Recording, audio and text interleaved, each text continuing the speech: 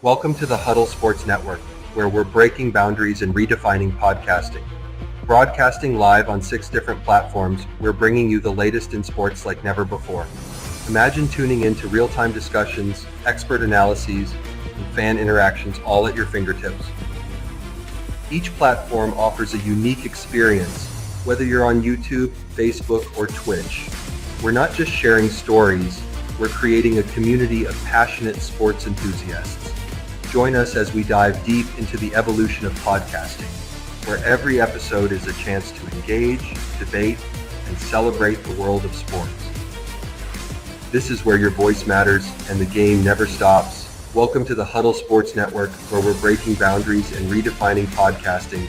Broadcasting live on 6 different platforms, we're bringing you the latest in sports like never before, where sports passion meets podcasting brilliance. I'm Mike, the Bear fan, and alongside Bill, the Packer fan, and our buddy Ken Catalone, we're bringing you an incredible lineup of 38 diverse podcasters. Each one brings their unique flavor to the table, covering everything from game analysis to behind-the-scenes stories. Imagine diving deep into the minds of experts who live and breathe football, sharing insights that you won't find anywhere else. Hey, good morning. Isaac in the comments right away. Belichick the Raiders. Good morning. It's Thursday. Some of us need some more heat because Ken sent the cold weather to us. Well, enjoy it. I got more to share. We're going to have to trade him. We need to trade him, Rob. We need to find him another team. I might become a snowbird and go to Cozumel or Belize, I guess. Good morning, Moonstar. So hey, real quick before we'll get into playoff talk today, but I saw something interesting as the Bears did 2 interviews yesterday, being Vrabel and the OC from Arizona, the guy who looks like Megamind if he had blue skin. So don't join Blue Man Group, dude. What's up, Todd? Go Pack Go. So yeah, California's got that despair. Let's hope everyone out there, because that stuff is still going on. Morning, Mike. So let's hope they get those fires contained. And it's Adam Carolla just went off last night on a rant, and he's right. It's gonna be fun to watch them. I want to see a reality show of these people trying to rebuild their homes with all the regulations and everything else they got to jump through there. He's like, it's gonna be 3 years before anyone even gets to touch a nail. Should be interesting. Anyways, back to football and head coach. The Bears, in the first round of their coaching interviews, are interviewing everyone virtual. So, like, Vrabel was a virtual interview yesterday. All first-round interviews are virtual. I don't know how I feel about that. Well, I got to tell you, you're going to have to start to accept it with it being now 2025. That's what I think is going to be more prominent. Is you're going to have to get past that first round of interviews virtually before you see anybody in person.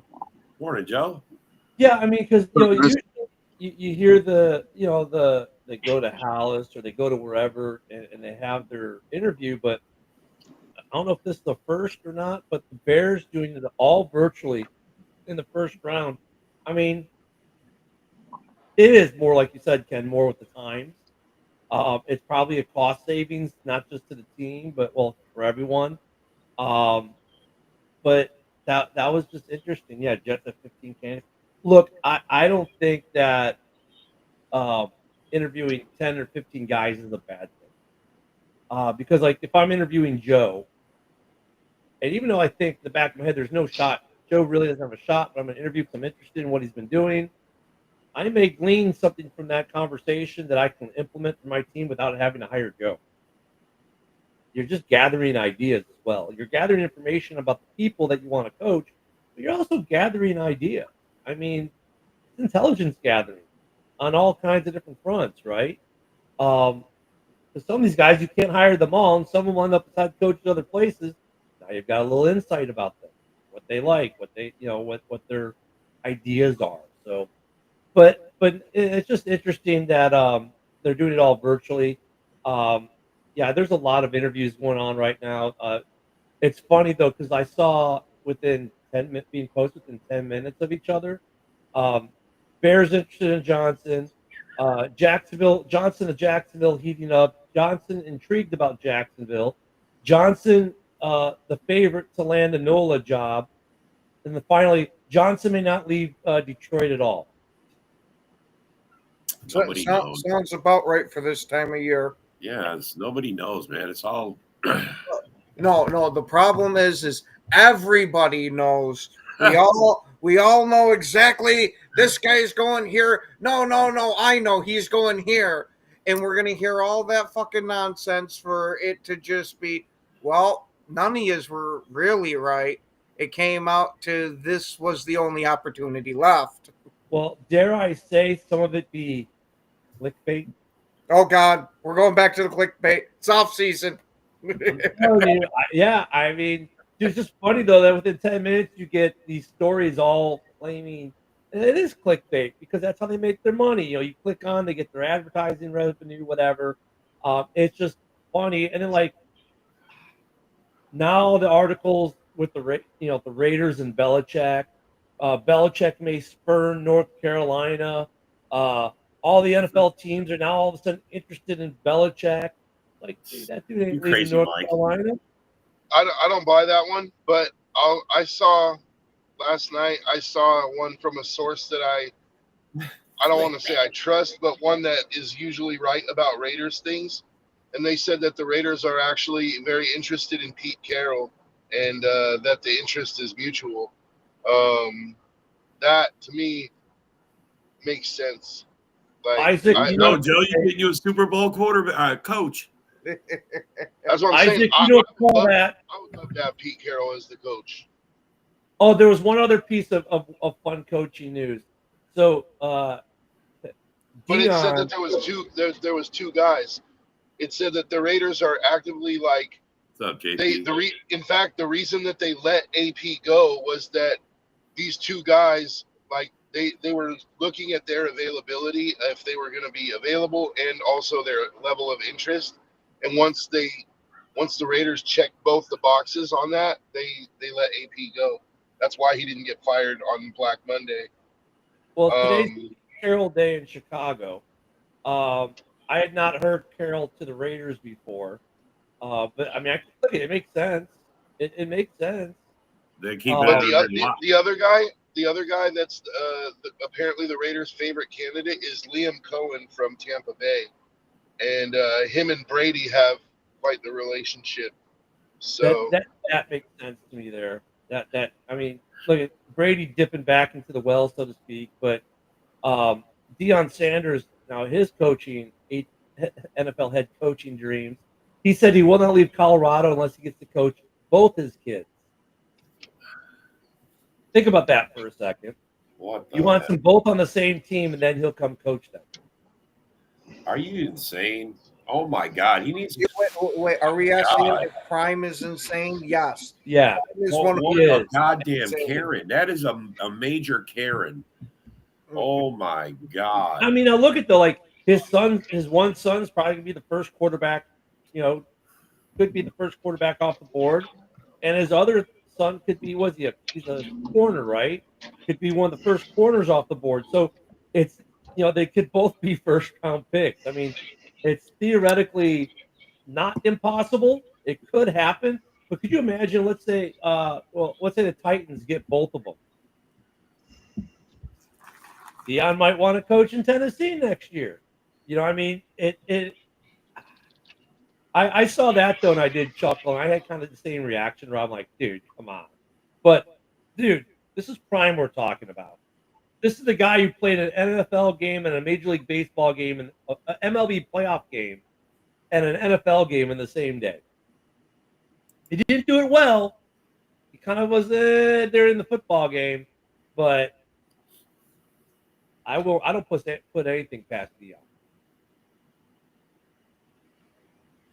So I thought that was fun.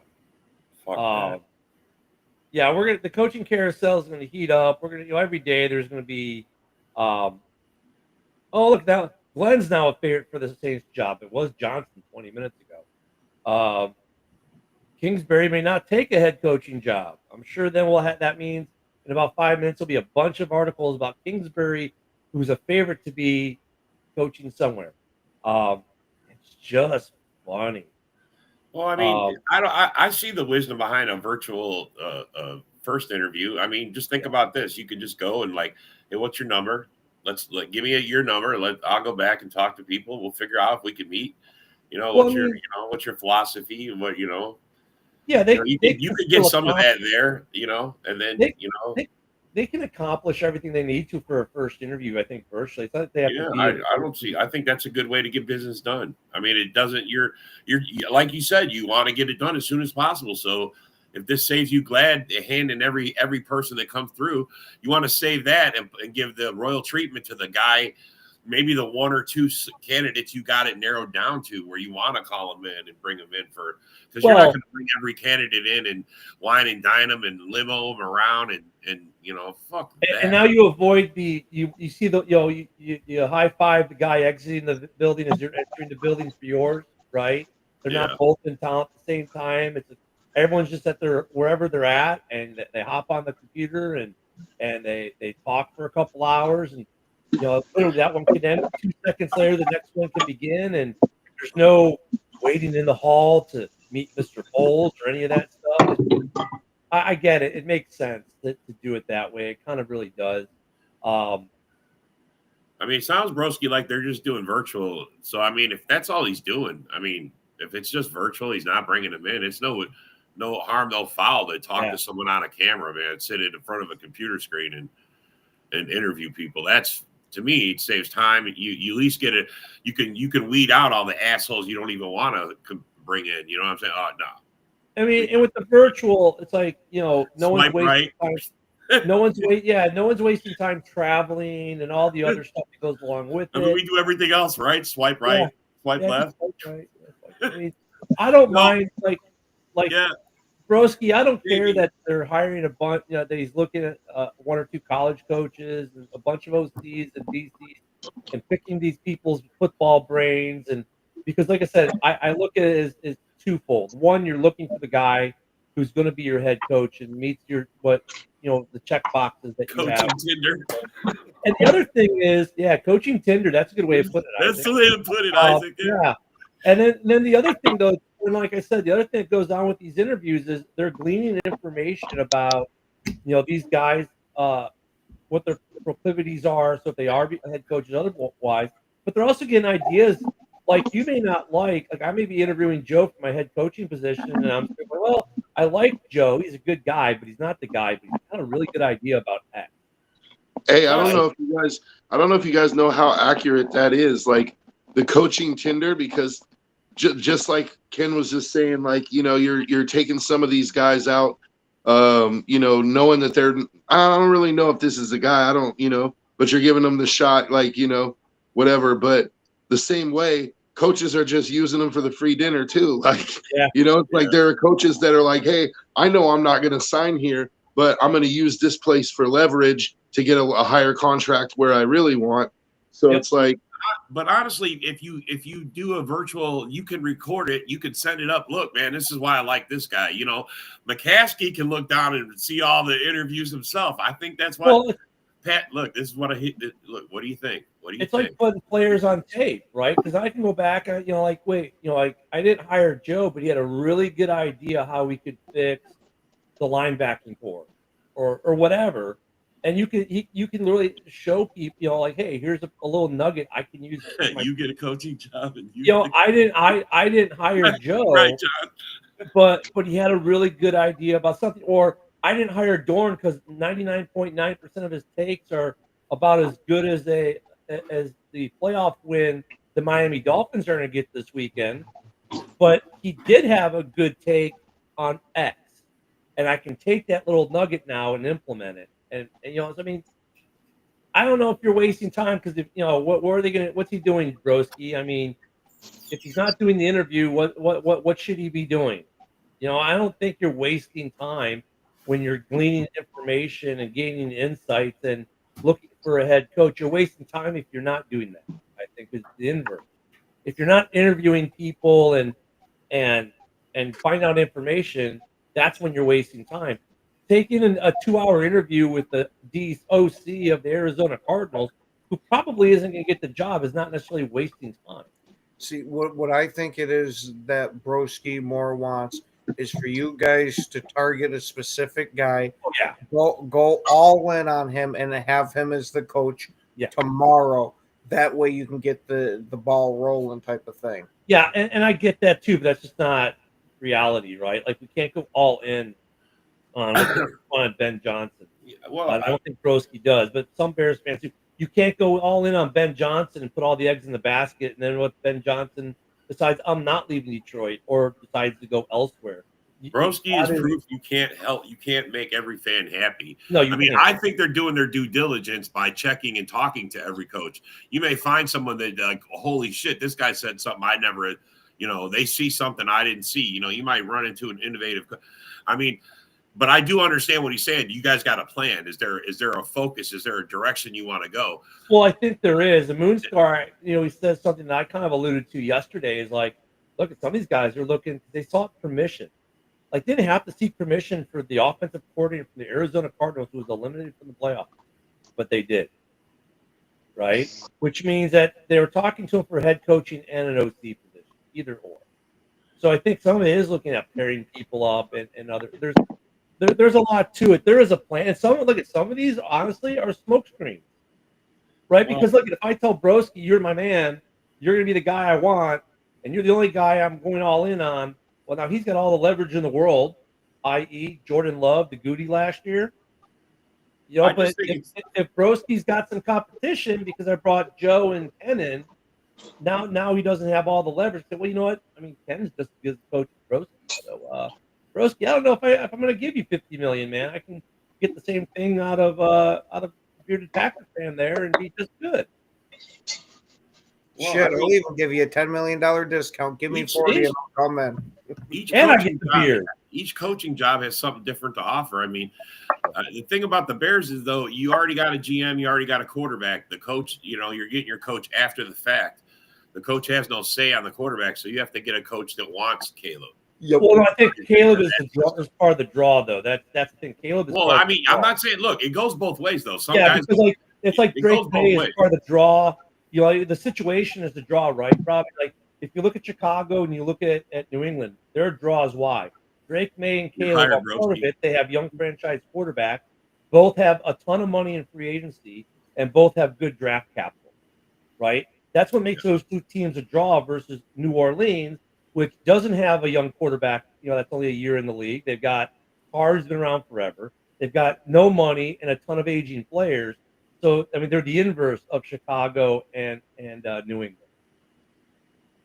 So, I mean, I think, though, like, Rob, your argument is really a great argument, especially if you're looking at a team like Jacksonville. That's a good example. Yeah, they've got a pretty good young quarterback that you don't have a say in. You're not really have a draft pick to replace him. He may or may not be a bust that's still unsure. They do have some good young talent, but they don't have a ton of money, and their draft picks are kind of meh. Like, they're like that tweener, right, in between. Situation, you just go like New England, Chicago, great situation, tons of money, good draft capital, good young quarterback you can do something with. The inverse would be the Raiders and Nola, a lot of weird weight, not a lot of great draft capital, not a lot of money to spend. Actually, take the Raiders out of that. The Raiders have 10 draft picks. They have 110 million in cap space. They just have no quarterback. They have 110. They have 110. All right, so they're kind of tweener then. So they're in that mid tweener then. So I'll change it. They're in that mid tweener piece, like great pieces, but you need a quarterback. And are you get that quarterback in the draft, or are you still doing the recycle guy? Well, they hoping that Justin Fields is going to turn it around if you sign him. I'm not saying that's what they're going to do, but I'm saying that's the situation, right? They're not going to be drafting their quarterback in the first round this year. That's Are you trading up, Joe, now? Since you're from 6, are you trading up? I don't think anybody's willing to trade up from. Nope. And honestly, like I'm not giving up. I'm not giving up hope on. There's a couple of things that I would rather do than trade up for Sanders and Ward. I'm You want waiting Carter? to see if Drew Aller from Penn State declares. Because if he does, then if I were the Raiders, I would pursue him in the second round. And I want to see if New Orleans cuts Carr. Because if they cut Carr, I would actually be willing.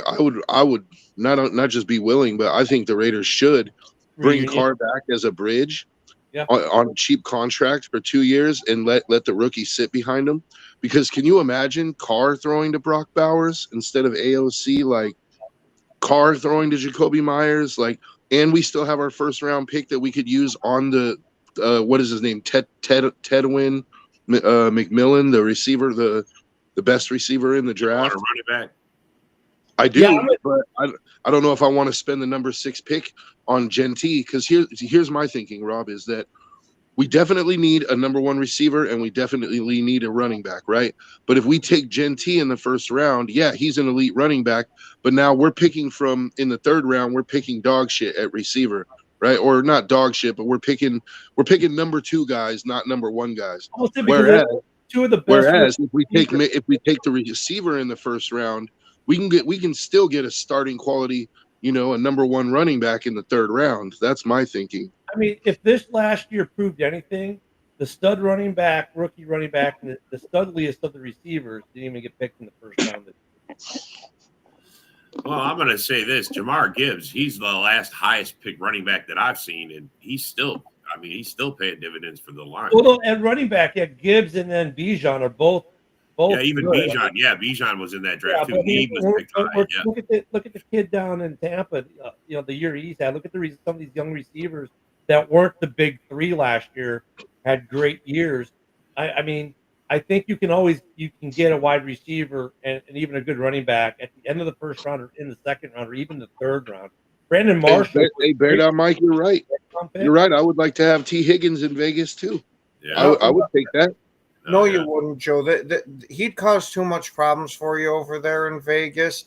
He wants Green Bay. He's the type of guy that could much only better make served it. in Green Bay, right? Yeah. He needs to be in a town that's only focused on football. Otherwise, everything's just going to come back. Joe, what he's really saying is that he needs to be in a town with less than 100,000 people so he can't get in trouble. Look, and location is also another issue for some coaches. Because, I mean, look, Joe's in Sin City. I mean, if you're totally religious, you're not going there. Jacksonville, you're virtually tax-free. No state income tax. See, look, I mean, there's draws to certain states that would, for some reason, if you got family, I mean, you got to imagine you moving your whole family.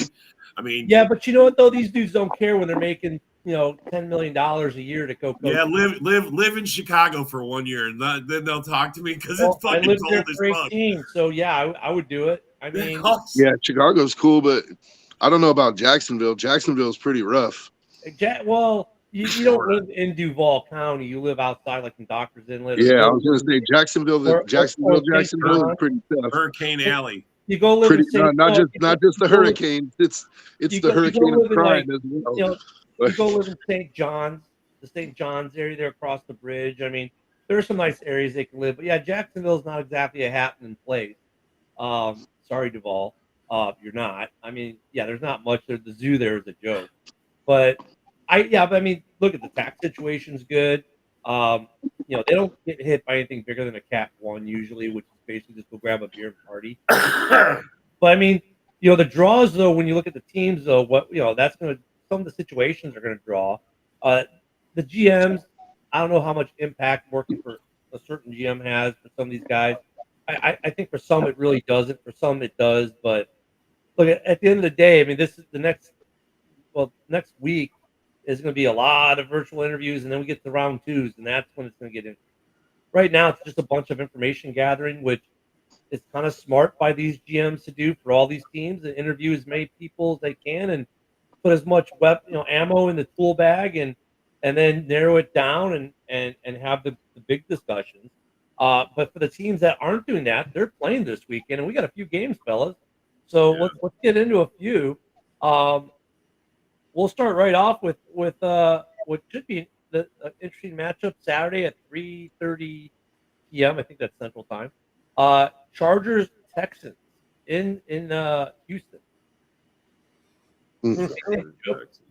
Your division rival is going to Houston. What do you think? I'm leaning Chargers just because I don't know what happened. The bottom completely fell out of the Texans team. Like Robinson's back too, right? they're not playing with any fire, man. That's the thing is like they're just not playing like they're motivated. And the Chargers are playing good football, dude. Like, I think the Chargers are gonna win. What do you think, Rob? Yeah, I got the Chargers too. I mean, their defense is playing well. Dobbins is back, their running back that was leading them in the beginning. Or they had to rely. They have better wide receivers than I thought. I'll say that. That was very surprising to see. What's his name? What's that kid's name? Can't think of his name at the moment. Their new wide receiver, but I mean, I think they got it. I think Chargers smoke them easy. What do you think, Ken? Well, he said easy smoke while they're on fire. Yeah. Houston, I do not trust in any way, shape, or form. Mm-hmm. They've been so up and down this year, disappeared for second halves of games multiple times. And then you got a Harbaugh on the other side, so I'm going Chargers the whole way. McConkey, that's the kid's name. Lad McConkey. Yeah. Yeah, he's dope. Yeah, he's dope, man. He's That's their dope. wide receiver. I couldn't think of his name. Lad McConkey. You know who he reminds me of? He's like a better Hunter Renfro. Yes, bro. Yeah. The way we're talking about Good. Yeah, Lad McConkey. There you go. Yeah. I couldn't think of his name, bro. I was like, it was. The way we're talking about this playoffs game is interesting because at the end of the year, everyone had these guys penciled in to be making a Super Bowl run. And that should just tell you, like, how everything looked at the beginning of the season, how things changed. Stroud was this great, quarterback who was going to do these great things. He had a sophomore slump, and it was something I got put in the memory bank for next year with Caleb. And then that team just didn't show up. Like, look at that Lions game. I mean, they were up 17 points at the half, and they never scored. They didn't score a point the rest of the game. The Lions come back. I mean, they scored basically 18, 19 points, whatever it was they scored in the second half to win that game. Oh, our grit. It's like, dude, but the Texans did nothing in the second half. Like, they just disappeared in the second half. And they squandered a 5-interception game from Goff. Yeah, I mean, so the Texans, I mean, even if I go back to week 2, the only reason they beat the Bears is because they had a field goal kicker who could put it in from 55 plus and had to do so 3 times. Any other field goal kicker that can't do that, they punt those 3 times, probably lose to the Bears in week 2. So, I mean, when you look at that's not saying that the Bears are bad. That's just saying that they have a problem getting touchdowns. They had a problem this year. Right, Isaac. Get to the red zone, putting balls in the end zone, and then showing up in second half. I think the Chargers should win this game. I'm not going to be like Rob and say it's going to be easy, but I think they're going to win this game. The score will look more comfortable than what the reality is. So the Chargers, being from LA, are going to be on fire and smoke them out.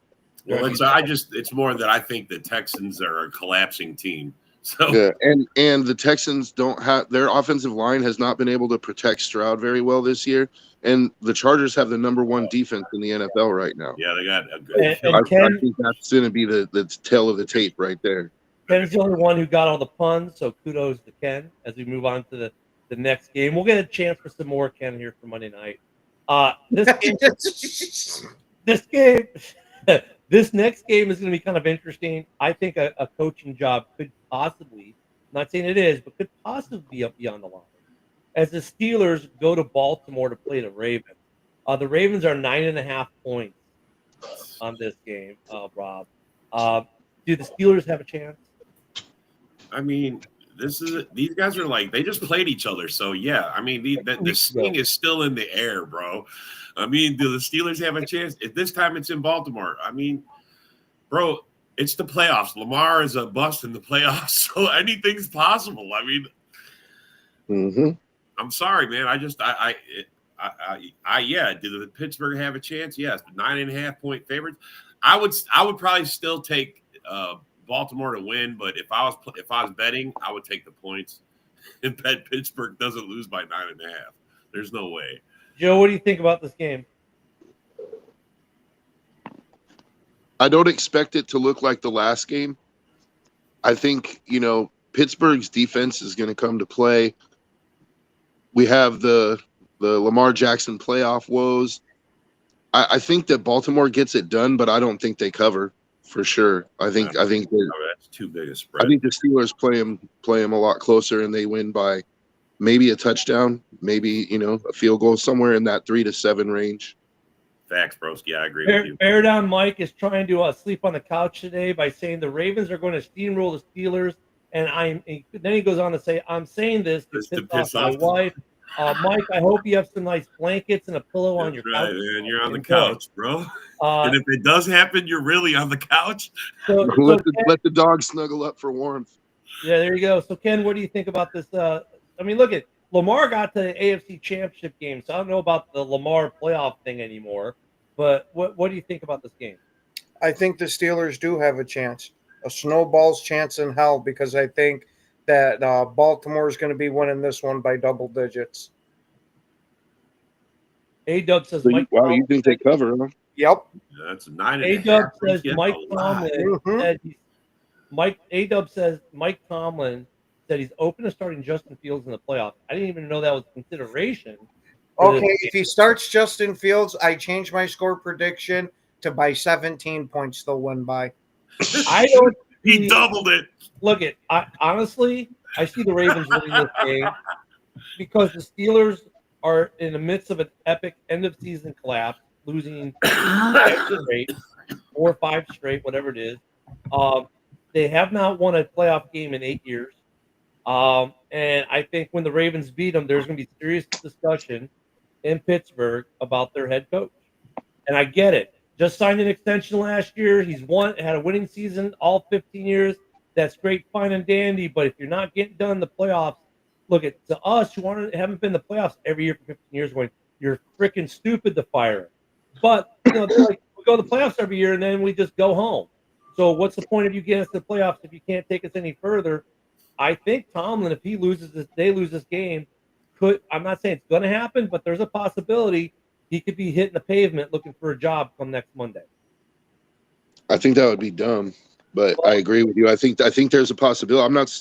I'm not disagreeing with you. I'm saying I think that it would be dumb though for the Steelers to get rid of him, because if you look at the whole situation, the Steelers, they haven't won a playoff game in 8 years, but that goes right back to about the time that Big Ben started to decline, and they haven't had a quarterback since. They still haven't addressed their quarterback situation. I think Tomlin deserves a chance to actually go out and get a quarterback. It's going to be an Andy Reid in Philadelphia type of thing. Yeah. He's going to end up leaving Pittsburgh, and he's going to go somewhere else and win a Super Bowl. And then they're going to say, oh, wow, holy shit, we really messed up here. Yeah. Look, Mike Tomlin, come on down. It's one of those To things. the Las Vegas Raiders. I would say they addressed the quarterback. You look good in black and silver, right? I would say they addressed the quarterback situation when they brought in Russ and Field. They pulled in 2 guys who were starters, and one's a Super Bowl champ. So you would have to say they addressed it pretty well without having the draft pick to address it. And they did have a first-round quarterback they let go, right? And Pickens. So Tomlin might be gone, man. I'm just saying. I don't know. Could none of you guys see Tomlin as the Raiders coach? Doesn't he seem like he kind of fits the Raiders persona? He'd fit Oakland. He'd fit Chicago. In fact, he would even probably get along good in New Orleans. I don't see him in Jacksonville, though. No, that's the one place I don't see him is Jacksonville. I just don't see him. But I could even see him in NOLA. Joe, you could sell him. I could see him being a Raiders coach, dude. Totally sell him on Vegas, man. It's warm all the time there. Dude, no, it's not. All the time. There's all all the Tupperware and plastic you could ever dream of. Yeah. All right, here's a game that could be interesting. I know some people have this pegged as the game. The line is 8.5. It's the Denver Broncos going to the Buffalo Bills. Ken, what do you got? We all know I love Sean Payton, and I've been picking him and the Broncos for a lot of it. But there is no way in hell I am picking against Buffalo in this game. I think Buffalo is going to be the AFC representative of the Super Bowl. For all those in the Buffalo area, please take Ken's house off the "we are going to burn it if they lose" list. He's picking your team. Ken's house. Thank you. That's been your public service announcement. Joe, what do you think about Bills Broncos? I'm agreeing with Ken. I don't think there's any way Denver goes into Buffalo and wins that game. Rob?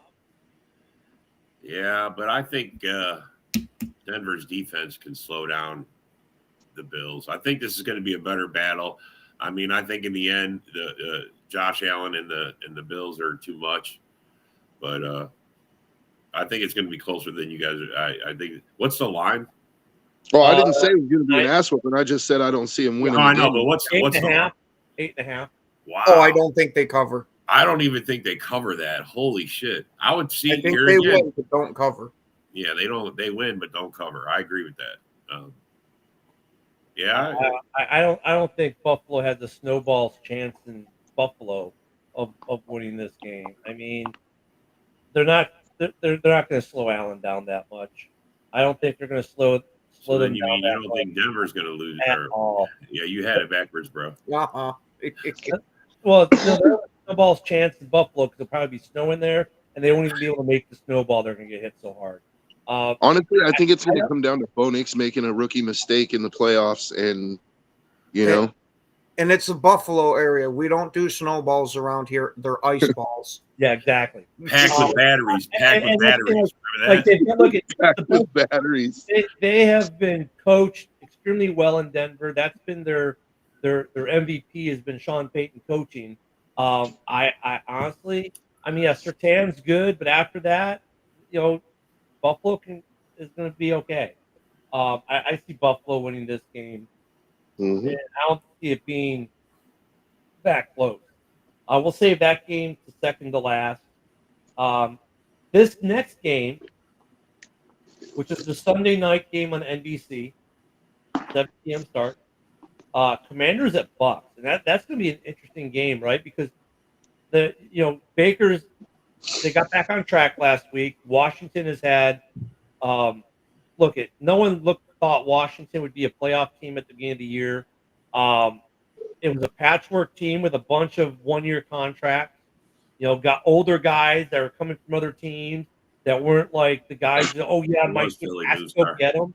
It was a bunch of solid guys, but not guys you were drooling over for your team to get. And when Washington signed them, people were like, yeah, okay, I think Washington signed another, decent guy. But all these decent guys that they signed together became a very good defensive squad, and their offense their offensive line has done the job. I think Kingsbury's made good play calls. He's done a great job as an OC there with a rookie quarterback and protecting that quarterback with good play calls and using Scary Terry and Zach Ertz.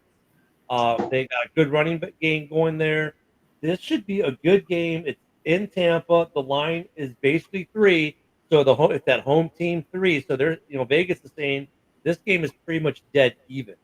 Rob, what do you got for this Buccaneers Commanders? Who do you think wins this thing? This is a tough one, man. I mean, I think this is going to be a close game. Mm-hmm. Here's another. Experienced quarterback versus a rookie quarterback versus a new team. Kind of. I mean, they're all resurging. I mean, Washington, no matter how it goes for them, they had a good year. You know what I mean? They could say this is a successful year. They made the playoffs. I mean, it'd be nice. I mean, you cap it off with at least a first round win. It'd be it's a big feather in your cap. I think Baker and the boys are too much. I think they edge them out. What do you think, Ken? I love Baker Mayfield and all. He's got one hell of a mentality that I love to see in a quarterback. But I'm going to go with the old one-eyed turtlenecks in this one.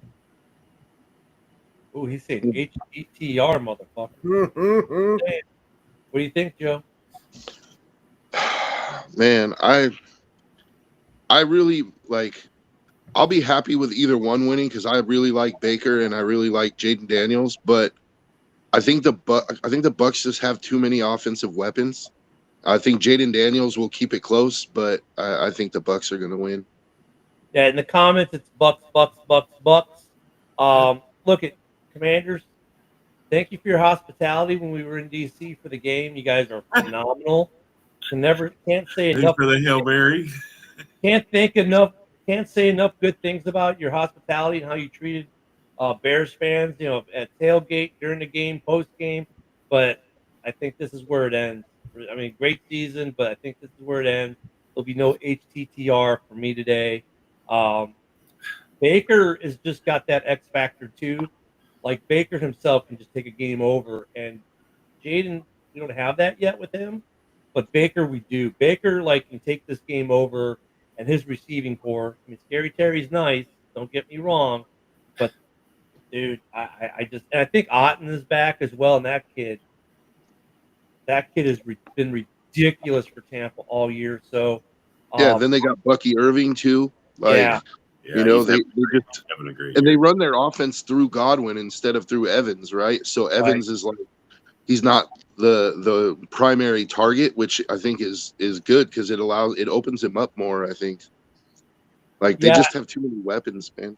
You gotta go watch that Amazon Prime thing they did. They only had the one episode. I love when they say, "Oh, the season of this show of players going undercover," but the only one they have is Baker. I can't Gus, whatever his name was, the legend of Gus. Oh my God, it's hilarious. Baker though, I mean, it's just, dude, Baker's. It makes you wonder what Cleveland would have had if they had not screwed Baker Mayfield over. Put it that way. I mean, they wouldn't be the Cleveland Browns if they didn't. Yeah, exactly. That should be a great game. I mean, you want to talk about if there's going to be an upset, though. I will say this: if there's going to be an upset this weekend, I think that this could be one of them, or the upset. If the Commanders win, I think they'll say it's an upset. Speaking of Jordan Love in the comments, we'll go to that game next.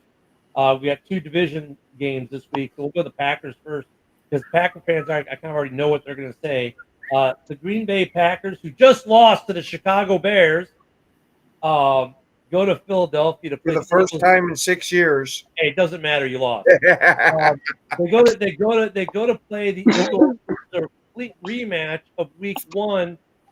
That was in Brazil in a ton of rain on a very wet field. Not a ton of rain, but a very wet field where no one seemed to have the right cleats. I don't think we're gonna have that problem in Philly this time. Let me go to the Packer fans first because their takes might surprise some people. So I'll go to Rob first. What do you think about this game? The line, by the way, is 4.5 for the Eagles. Yeah, I mean, it's 4.5. Yeah, I mean,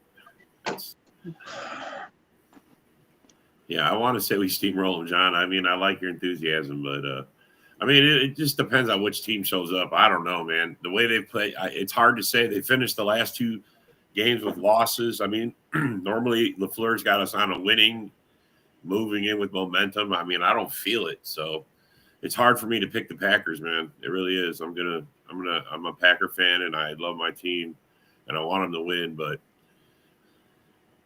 it's tough, bro. I can't pick them. I think we lose by a point. I think it's close again. I think we lose by anywhere from 1 to 3 points. Good morning, Cam. Good to see you. What do you think there? What's up, Cam? All right. Well, since Rob took the wind out of the Packer fan sails, here I am. Gonna inflate them sails just a little bit. We're gonna have Saquon versus Josh Jacobs running the ball. They're both gonna play relatively similar. The game's gonna come down to Hurts throwing an interception to McKinney, and off of that interception, Jordan Love gets a touchdown to Romeo Doubs. Green Bay edges out the Eagles by 4 points. So, Joe, now that Ken has pumped you up full of hopium, what do you think of this game? Man, it's a tough one because I want to say the Eagles based off of like what Rob was saying, the Packers, they're not coming in with a lot of momentum, and Jordan Love got hurt last week, and so I wonder how he's going to play. But I just kind of feel like the Eagles, Hurts was hurt too, and he's just coming back. So it's like, I think both the quarterbacks are banged up, and I wonder if Jordan Love is gonna show that he's that guy. Like, you know what I mean? We know he's the guy for the Packers, but I mean that guy. Like, Yeah. Is he gonna take like that step into A-Rod territory? And I think he can. I think a lot of it's going to depend on how Josh Jacobs plays. They're going to need that run game to stay with him, but I'm going to pick the Packers for the upset, dude. There you go. Go Pack, I go, don't trust Joe. the Eagles. I think there's still some stuff going on in that locker room, and I don't know, like, the one thing the Packers do have is a solid locker room. Like, everybody's together, Losing Watson was a big deal for them, but I'm going to go Packers. And Mike, we don't ever sit with bears on a couch. Shut up.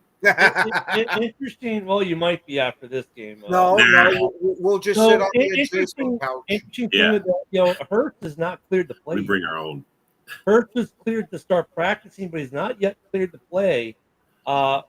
Which is it might be a battle of the backups. Like, I don't, they're downplaying the Love injury. He hit his elbow twice in one play, so maybe it just was the double stinger, if you will.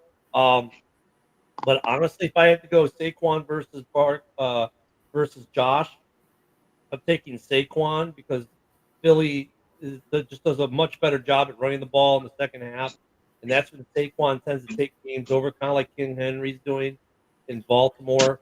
Both have some talent on their teams, but that go back to what Rob said. Like, and dude, Rob's a diehard, man. He's like, look, we got no momentum, and he's right. They have zero momentum coming into this, and they have more questions than they have good feelings. Yeah, it's a week one rematch, and week one was really close, and I think this one was close too. I don't think either team is like at that in the right spot where they need to be. They're both a little off. I think Green Bay is a little more off than Philly is at this point. And losing Watson, they don't really have a good answer for that. And Dobbs, he was out last week. How healthy is he going to be? I mean, that's a problem when you get to this point of the year. The names that you think, oh, that's my dependable receiver, but he just missed a little bit of time with an injury. Is he going to be okay when he comes back? Are we rushing him back? Is he rushing himself back, saying he's 100% when he's really 70? That's what gets interesting at this point of year. Could they pull the upset? Of course, they could always pull the upset. But I'm gonna go with Rob on this one. I'm gonna take the Eagles to hold home serve and win a close game, and it's gonna be a good one. The weather is not a factor for either of these teams. I think the home field advantage is negligible for the Eagles, but I got the Eagles winning this game, but it's gonna be close. Nothing fixes that momentum better than beating the second place team. I mean, look, if the Packers win this game, then that's a massive momentum shift for the rest of the playoffs. Yes, it does. It says they're ready, but I ain't seen it yet. I agree. And Jordan Love has not, to Joe's point, Jordan Love has not been the Jordan Love he was last season, where he's like being that guy, like Joe was saying. And maybe this could be a coming out party for him, and he shows it. I mean, it could always happen. But based off of what we've seen this season to date, I don't think he does that this year. I mean, go ahead. If you look at Love, look, he finished last year with 9 wins. This year he's got 11. Okay, so it's 2 wins more. But he also had a playoff win, so he had 10 total wins last year. I mean, but his numbers for him, to me, he didn't take that step up. I mean, to me, it's pretty much an even season. I didn't see him go. I didn't see Jordan Love raise up any this year. The defense carried you. The defense carried you more. Yes. Than we thought they were going to this year. The defense definitely was a surprise help this year. So we got a little bit of time left. We got to get to the last game. All right, go ahead. I'm sorry. Yeah, we got a little time left. We got to get to the last game because this one's going to be an interesting one as well. The stadium is not on fire, so they do have a place to play. The Vikings at the Rams in LA, which just even the whole situation going on in LA with the fires right now make it a little more interesting. Hopefully, it's all done by Monday. Hopefully the fires die out today. But we got Vikings at the Rams Monday Night Football. The line is the Vikings by 1.5. Interesting game. Does the Ginger Jesus get a win over Matt Stafford, Joe? Yes, I as much as I wanted to say the Vikings would be one and done, I think that ass whooping that Detroit put on them last week is going to have them coming in pissed off, dude. And I think, they have something to prove at this point. And I feel like the Rams, while the Rams are a good team and, they did what they had to do to get in the playoffs, I just think the Vikings are loaded on offense, and then their defense is good. Like, I think they're going to win handily. I would say that if there was going to be a double-digit game, I think this one is going to be the double-digit game. Really? Now, you mentioned the Vikings, and all of a sudden Rob Haskell appears as if you said his name 3 times. Because kind of like that fictional character at times. This game could also be played in Arizona. Fred brings that up, depending on the situation in LA. I don't think that matters because the Rams have such piss poor attendance of their own fans. It's like the game not being in LA really doesn't change things for the Rams. In fact, I think most people in LA would be willing to drive to Arizona to go see the game anyways, more so than seeing the game in LA.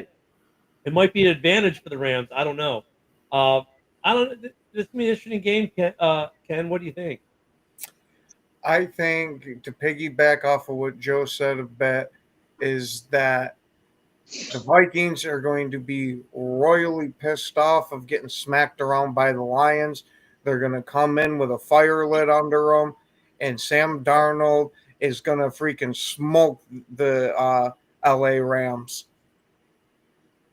Fire references are coming out. What do you think, Rob? Nah, fuck that. The Vikings can suck a dick. They fucking choked last week. Bring out the Purple Crush. These motherfuckers are going to get their ass handed to them. I hope Stafford and Puka and all them boys just run a train on them fuckers. Fuck the Vikings. Eric's got the Rams 28-21. John wants to see Justin Jefferson cry again. A-Dub says he says the Rams will beat the Vikings in the same manner they beat them this season.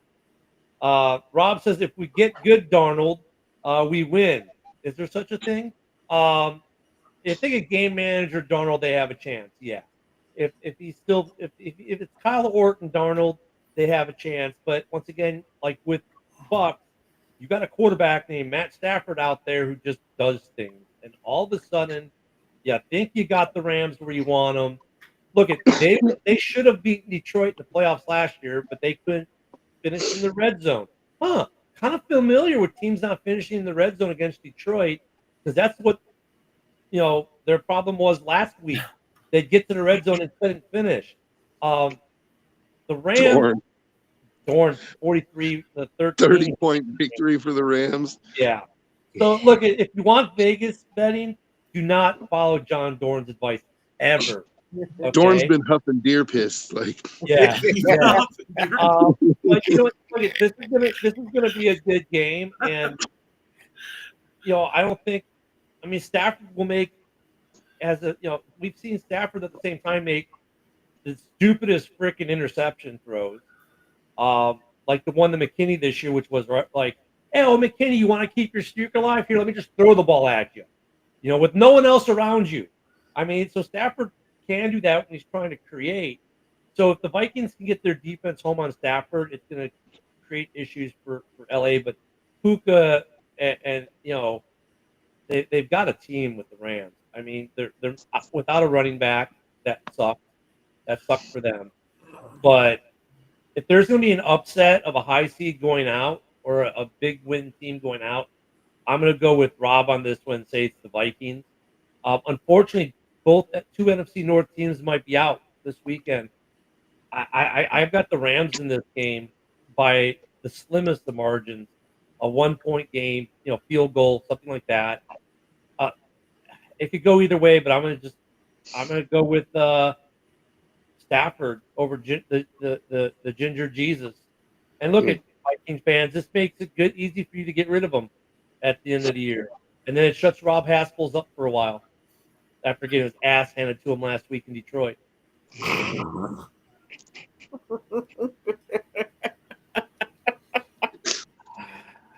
Damn, John. John, that's okay. I really don't care. Look at John. If John says it, that means it's what he's saying is not going to happen because, like, look at his score predictions. So. Well, my predictions are usually right a lot of the time. So you know what? I'm going to backdoor up on this. Chicago doesn't see a playoff. I'm not going to say appearance. They're not going to see a playoff win for another 15 years.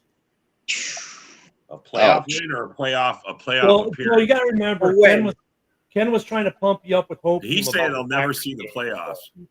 He's saying they'll never make the playoffs. The North is going to be a very interesting division for the next 3 to 5 years. Mm-hmm. It's going to be a very interesting division, and then some teams will start to fall out the window. I was going to say not if any of the North team players make a visit to New York. My Bears going to hire the Ginger Jesus? Directive on them. So, interesting games this week, guys. Of course, we'll have to monitor the situation in LA to see if they move that game. Would that be? Has there ever been a playoff game moved before for natural disaster?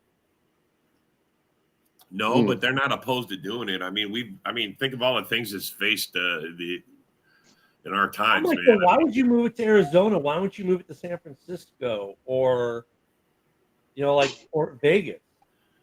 I don't think they're moving it. Vegas is closer, isn't it, than Arizona? I don't think so. I think Arizona's a little bit closer. He said Dorn. No, where do all fine art? Yeah, that's hilarious. That's hilarious. Joe, where do all the people from LA go every weekend? Come on, we've all seen that interstate packed with cars going from LA. Yeah, they go to Vegas. Yeah, but I think the drive though is shorter to Arizona because they play in like Glendale or something like that, right? And so Glendale from LA, I think is probably like 4 or 5 hours, and Vegas is like 8 hours.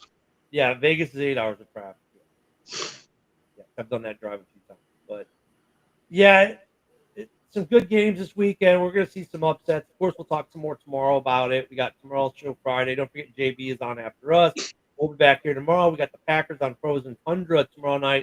Well, they'll be talking about playoff football. Haskell said Dorn picked Germany by -7 in World War II. Rob, that's maybe the funniest comment you've ever made. Holy shit, bro. Wow. I want to see. Okay, Cam. Yeah, well, Cam lives in Arizona. Drink my coffee. Cam lives in the Valley of the Sun.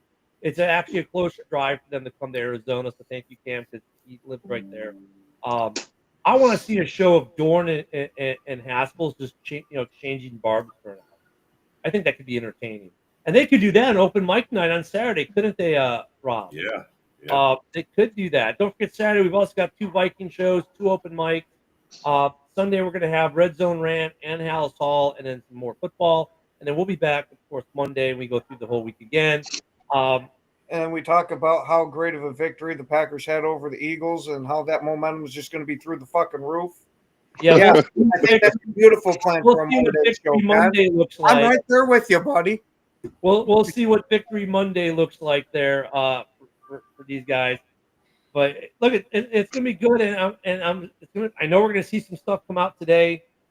What coach interviews in a shock people, like, I can't believe they're interviewing this guy. I don't think anyone hires anyone. Rex Ryan, no, you're not yet the coach of the New York Jets, even though you think you are. And of course, it's always fun to watch. Ken, you might really want to tell him because he's already lining up his Foot Locker sponsorship. I know, right? And it's just like, this time of year, man. This time of year, everyone have a great day. Don't forget, JB is next. You can catch Rob Haskell's tomorrow after Saturday, though. Maybe Dorn should come on his show and they can talk about that game. That's going to be a lot of fun, guys. Thank you, everyone, for being there. Stay warm, stay safe. If you're in Cali, please, hope you're doing well and get away from them fires, and hopefully they die out. We'll see y'all tomorrow morning. Have a great